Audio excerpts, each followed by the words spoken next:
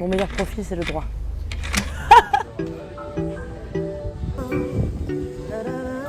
J'ai toujours été très attirée par la musique, les métiers artistiques. Ma mère, je l'ai tannée pour faire tous les trucs artistiques possibles. Donc j'ai compris que je savais chanter, j'avais 13 ans, donc c'est quand même plutôt tard.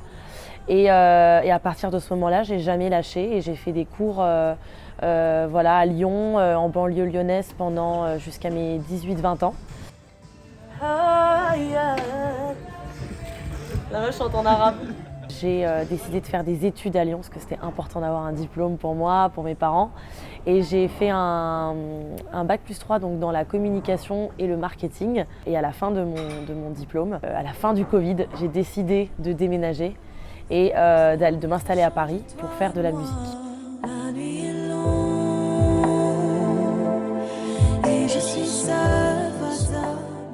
Donc j'ai fait la saison dernière, la saison 11 de The Voice.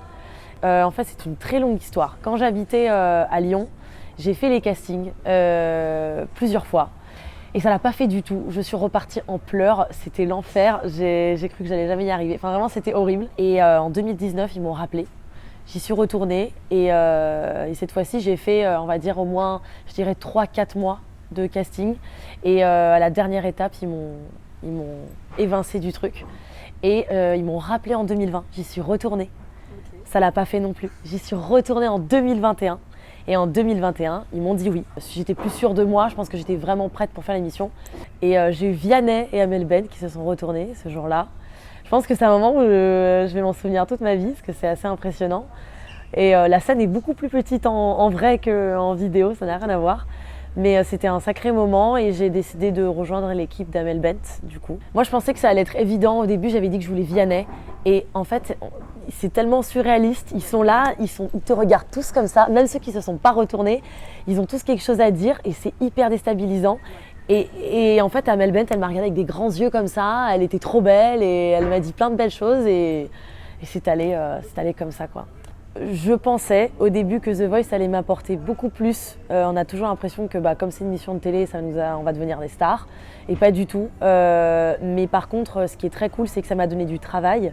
Et aujourd'hui, je vis 100% de la musique. Donc je chante au Bastion.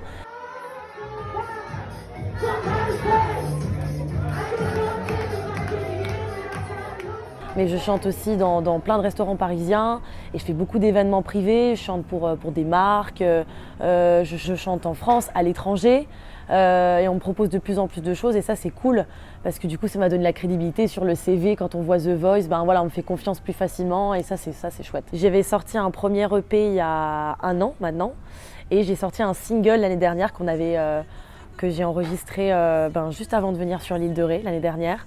Et on a tourné le clip sur l'île de Ré, juste derrière le bastion là-bas. Si tu me veux, c'est comme ça. Laisse-moi le temps de deviner tous tes choix, tes peines, tes... J'ai pas de date précise, mais il y a un nouveau single du coup qui va sortir cet hiver. J'espère courant janvier. Donc le single s'appelle J'en suis plus là. Voilà, vous avez l'exclu du titre. Et ça sortira normalement courant janvier, je l'espère de tout cœur. Et en préparation d'un EP, voilà.